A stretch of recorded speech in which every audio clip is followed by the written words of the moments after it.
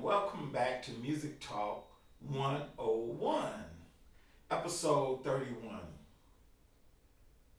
Today, or tonight, I'm going to be talking about what it takes to record, but I'm going to go a step beyond that because talking to a couple of people the last few weeks or few days, I've been getting having some profound conversations because people are wanting to record and do things of that nature, and they want to know what it's going to cost.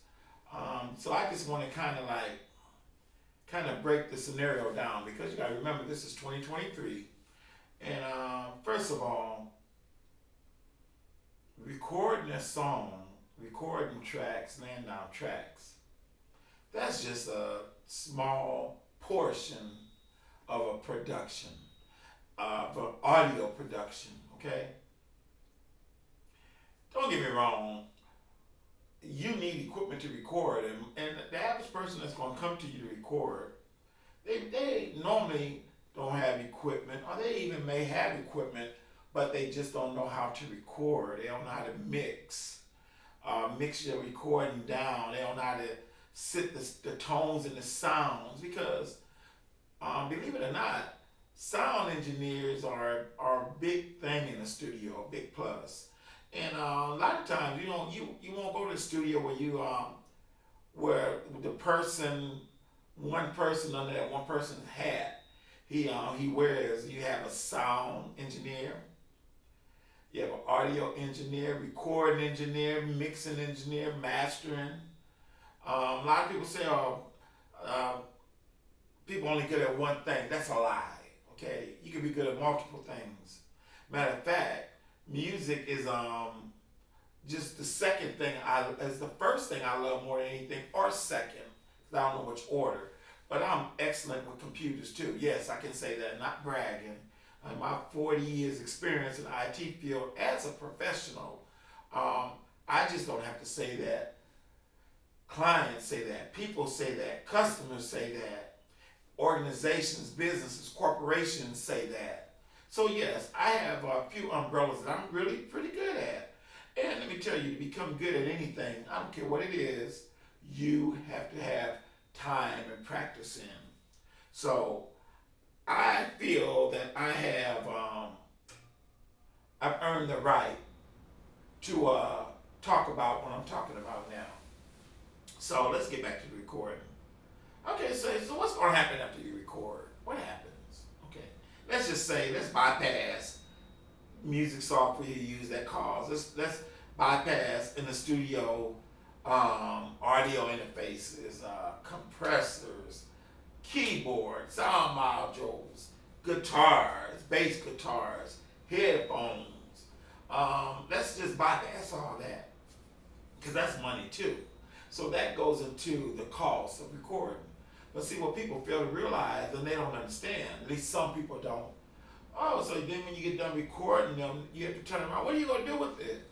Well, the average person doesn't know how to stream, doesn't know how to upload stuff, put stuff on social media, the platforms you have to go through to upload your stuff. So what normally ends up happening is then now they want you to do that, and they assume that that's part of the recording project or a package. Now they won't talk about that prior to the recording. They just assume sometimes, well, that's a whole nother ball game. Oh, that's a whole nother ball game. Now, when you get your package in your hand, first of all, we don't do CDs anymore. Okay, that's obsolete.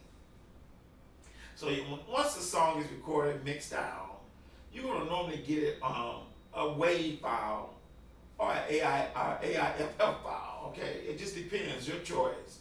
You get it in 16-bit or 32-bit. Even though if you make a music CD and you record it in 32-bit, it doesn't matter because there's a process called dithering.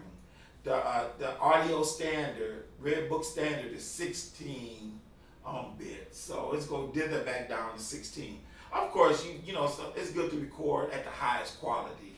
So that's why one of the reasons why CDs are kind of obsolete. All right. So I'm going to hand you your stuff on an SD card, flash drive, external hard drive, any kind of storage device. What are you going to do with it when you get home? You don't even know how to use a computer. Uh, you have no idea what's involved with posting stuff on Facebook. Just say you're going to do Facebook or Twitter, YouTube. Well, all that is those are different steps you take because I'm sure you just don't want to hold on to it. So people don't think about that, and maybe some do, but they just assume that you are going to do that. See, what I know is okay. I'm not naming names. I'm going to throw out something. Now I have a entertainment group called Detail Solutions Entertainment Group, right? Well, becoming friends and befriending a lot of different artists, they have now attached themselves to my entertainment group. I'm gonna give you one example, two, because if you go to my entertainment group, that doggone Steve Harvey, I don't know who's doing his marketing, but he's not, I'm sure. But the point I'm going to make is most people that can't do that, you have to hire a marketing team. That could be more expensive than recording. But boy, his stuff is pumped out all the time.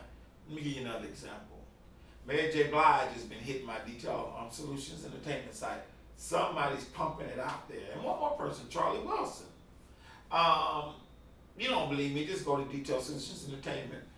It's under under Facebook, or you could go to my Twitter, Marcellus Green on Twitter.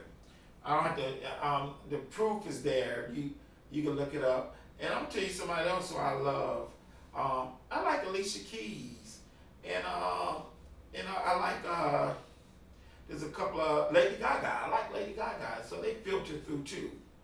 But man, that's just after you lay down your music. So, well, we're talking about putting music out there on video platforms. Well, you need a video. Not whether you want your video to be, you want it to be one of those videos like MTV, or you want to be like Paul Hardcastle. I kind of like the Paul Hardcastle concept. He just take pictures and just do still shots. Now, Paul Hardcastle, you know Paul, he writes a lot of music, and I'm like that. So people say, oh man, I know somebody got a video, right? And man, it's nice. And I be wanting to say, man, I write. I'm not saying this just sound better than anyone, but damn, I'm writing 2 to 4 songs a week, 2 to 4 videos a week. Been doing it for the last 2 years. I'm putting out 100 videos damn near every 7-8 months. Okay? Right now I have I probably got like 670 videos on YouTube. I don't have time to go through and make intricate videos. I'm just can't do it. See, that's another thing people don't get. To do a good 3-minute video, you need 2 to 5 hours worth of video footage to really make a good video. Trim stuff, mix it in, lay it on another audio track, blend it together, getting the audio sound, making sure it syncs. That's the key. So it won't look like an old kung fu movie or sound like it. The mouths be running, but the audio will be way behind it, okay, or be in front of it. So I'm doing this video to make people aware it's just not you recording in one of my studios. Period. That's why it costs money. If you don't have any money, I don't know what to say. Nothing is free. Things cost. Now, if you're fortunate enough to be a friend of someone admires you, they want to give you something for free, that's fine. And I have no problem with that. I do that sometimes too.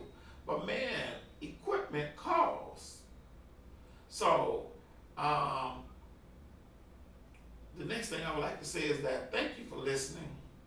And remember, In order to do something, it takes time, it's time consuming, it takes money. Then after, and if you have the money, then you're ready to go. And the only thing I have left to say is, peace.